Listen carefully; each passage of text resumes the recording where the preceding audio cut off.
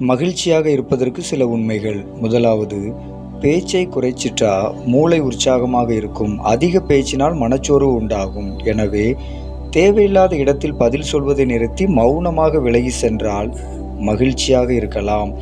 அளவுக்கு அதிகமாக யாருக்கும் விளக்கம் சொல்ல வேண்டாம்.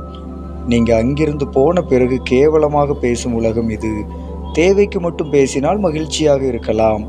நீங்கள் பேச பேச உடலிலிருந்து சக்தி வெளியேறிக்கொண்டே இருக்கும். அதோடு டென்ஷன், படபடப்பு, அமைதி குறைவு ஏற்படும். மகிழ்ச்சியாக இருக்க தினமும் தியான பயிற்சி செய்யுங்கள்.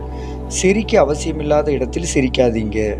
ஒருவரை பற்றி கோபம், வெறுப்பு, எரிச்சல் போன்றவை ஏற்படும் போது உங்கள் மனதை கட்டுப்படுத்த கவனம் செலுத்துங்கள். உங்கள் மனதை அடக்குவதுதான் மகிழ்ச்சிக்கான ஒரே வழி. முக்கியமாக தேவையில்லாத இடத்தில் மன்னிப்பு கேட்க வேண்டாம். அதன் மதிப்பு பலருக்கு தெரிவதில்லை.